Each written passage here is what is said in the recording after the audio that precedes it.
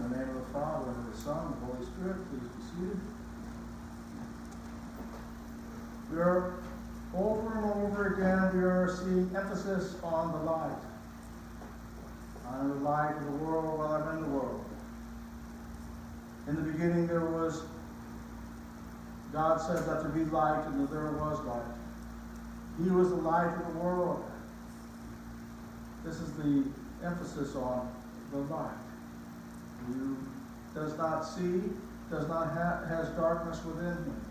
But if you see the light, it has lightened up your entire being. This is the idea of the light.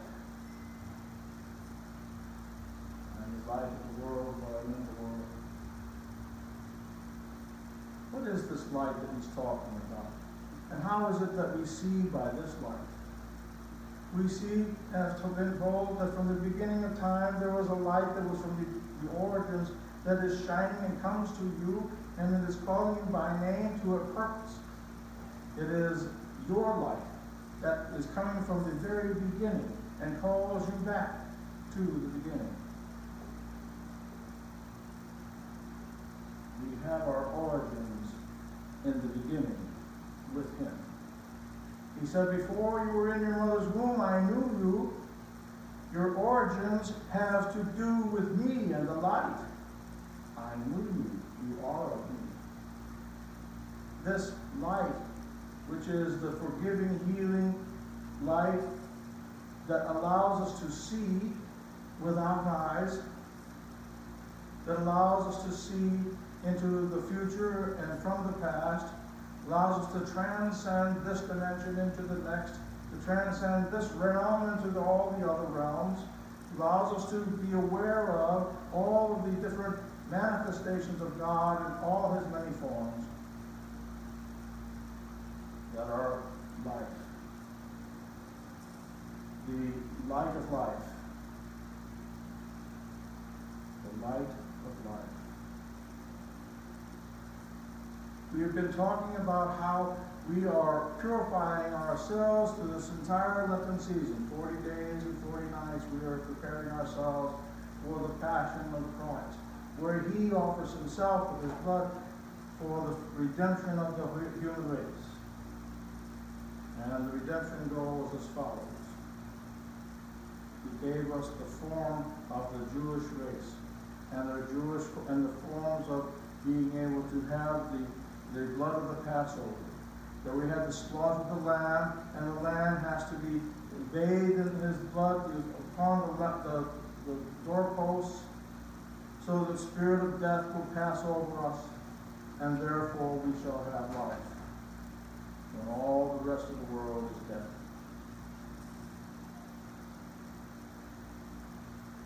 He gives us this form of being able to understand how life enters the world and renews the world.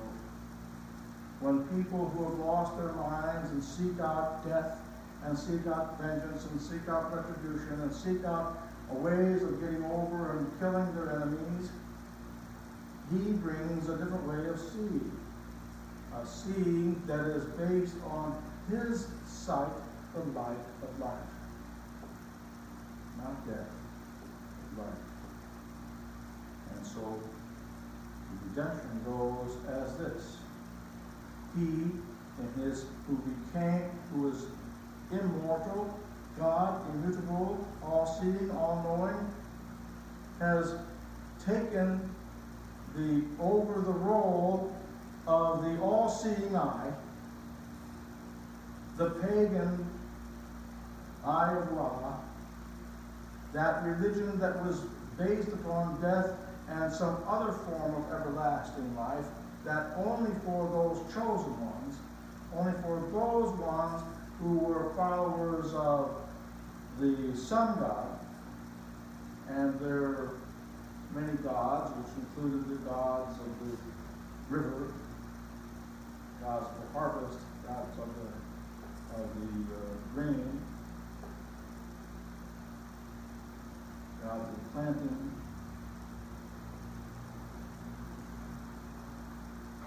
and the occult nature that had been taken over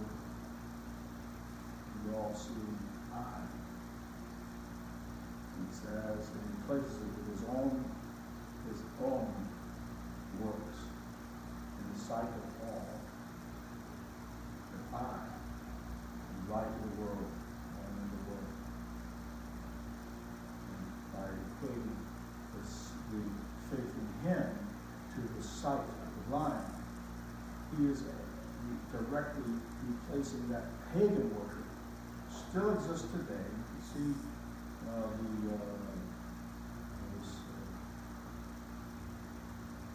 symbols, those tall pillars that look like, what do they call them? The phallic symbols to the Isis. And we put the Washington Monument, they're in front of the Vatican, they're everywhere. And he replaces that pagan worship with his own testimony and holy work that says, I am the light of the world. He is the bestower of divine sight. And no other sight shall stand. They are blinded by their own sidetracks and evils. So the redemption of the world goes like that. He reveals himself as the Son of Man. The Son of Man. Do you believe in the Son of Man? Who is he? He's speaking to you. I do believe. And their own scriptures know very well that Adam is the Son of God. So he who is God, immutable, immortal, divine, became man, walked the earth, had compassion on the multitudes, teaching all the righteous ways, and conquered the darkness. The darkness thought that it could put out the light by killing the Son of Man. Which they killed him on the cross, and on the third day, he rises again, and all who believe, the whole redemption of the human race is possible through him, through his resurrection, his defeating death, and the belief in death. If you see that Jesus lives after death, then you realize that there is no death. It's only an illusion. It's only an illusion. If therefore we who are guaranteed immortality, everlasting life, by our faith in him, we shall not die but shall live. He who eats of my body and drinks of my blood shall not die but shall have everlasting life. He who believes in my name shall not die, shall have everlasting life. If we believe this with our heart, then we open our eyes to the sight that is provided by God himself for our lives, which transforms our human existence into a divine existence and otherworldly existence.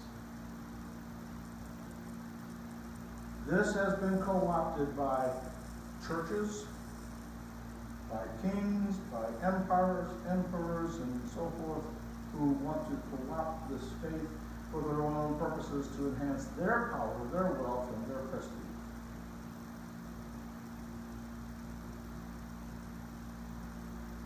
So you say you see, you're blind. Those who say you wish to see, you can see. The sight of the divine is open to all of us because of the redemptive action of Jesus, who came into the world to save sinners. And I am the chief of them.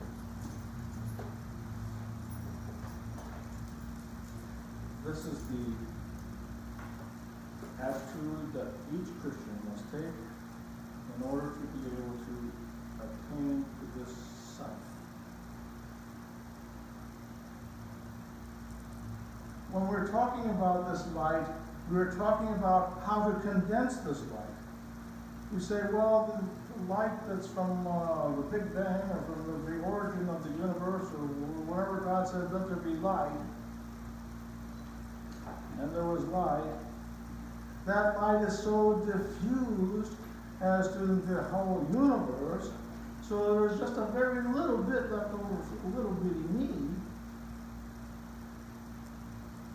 How much light do you need from the divine in order to be actualized into the divine?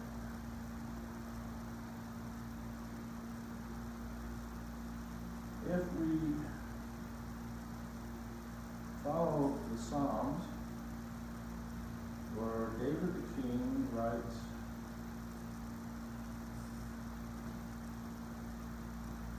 dwell in the abode of light. This, when we say our prayers, our meditations in the mornings, in the afternoons, and the evenings, and before we go to sleep, we focus that this light within us brings focused light, so that it lights up our soul from within. From this is where we get the divine gifts of the Holy Spirit. Pull in the light, not physically, spiritually, mystically, religiously. Pull in the light to yourself. Concentrate it, focus it, emanate it. The hesychastic monks who meditate day and night on the virtues and equate them to different colors of light. The divine height, knowledge, divine intellect, the words, the throat of being able to say only those things which are pleasing to the Father. The compassion, which is humility. Which is the antidote for pride and vainglory and hypocrisy. The purity of our heart is dwells within us. We meditate on these things so that these colors of light and divisions of light are only images in our minds, so we might get our minds around the virtues which are the divinity within us. And so by doing the exercise of consolidating the light within us, the lights up our life, you can feel the light within you lighting up you and the entire your spirit and the entire everlastingness of your life. If you say, well, this life is but dust, there is no difference between the dust of a pauper and the dust of an emperor. All are dust. The nobilities, so-called nobilities of the earth, which is a lie, are no different in the grave than the ones who are the poorest of the poor. The dust is the dust. But the truth of them is the divine actualization that happens in the sight of Christ. If we can take this light and we can dwell in the light, in the abodes of the Most High, we can now become transformed, redeemed, and reinvigorated as spiritual creatures walking the earth in our limited time. When our time is gone to no longer walk the earth, but to inhabit the earth, to be able to inhabit the realms of the Most High with the angels, the bodiless beings, the saints, the martyrs, the confessors, the fathers of the church, the holy priests, the monks, the nuns, the holy men and women who throughout their lives, with loud acclamation, have done the will of the Lord in their life to the best of their ability, realizing that they are most within themselves the most humble sinners, and asking for the help of the divine every single moment of her life, being able to recite the prayer, Lord have mercy, Lord have mercy, Lord have mercy, Lord have mercy on me, a sinner. This right attitude brings about a true power that is healing. So that where you go, you heal. So that where the song is in your heart, you can now sing to the angels themselves. And they reply in their songs.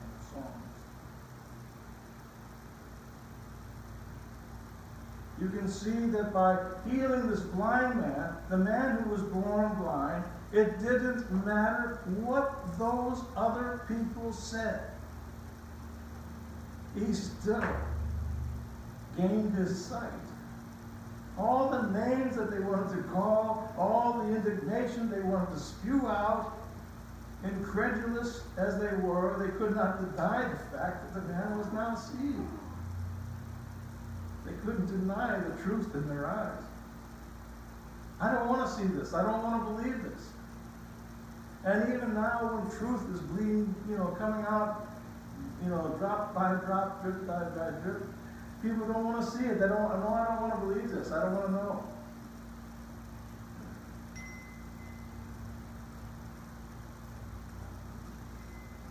And so their blindness remains.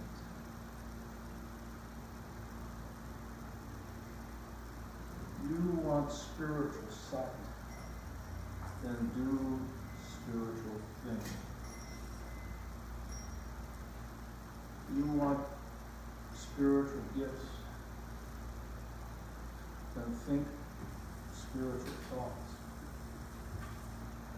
If you want food that to sustain your body, then eat that from which you will never go hungry again. Take him into your life. Bring him into your life and be redeemed by what he has done for us. Be sure of it. Do not doubt.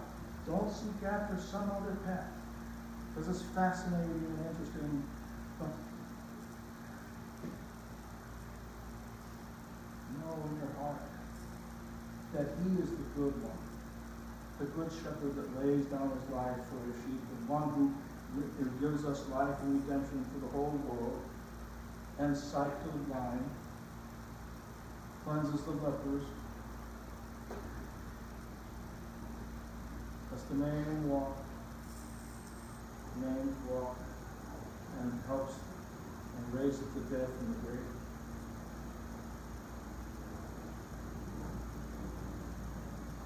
This is the faith in which we believe. And in so having it, you will have a sight that transcends human understanding.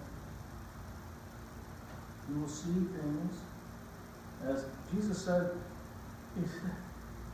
he said, greater things than this you shall see.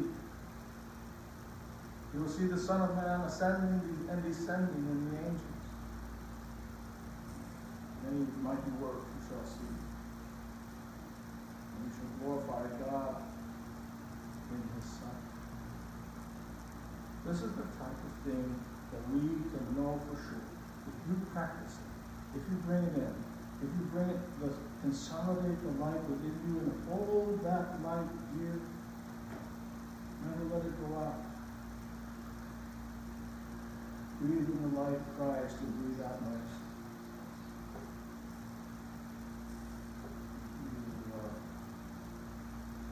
You have an inheritance that even the most eloquent of preachers cannot describe. You have it. It's simple faith, simple belief, and putting your belief into work, into action in your life. Have mercy on others, forgive them their sins, have compassion for the downtrodden, those who are suffering, and do your best to be of benefit to all. These are Christian edicts. and in so doing you shall know a reward that is just beyond describing. Imagine how that man felt. Imagine how he felt after the riot was over, when he had a moment to himself. Imagine what he felt.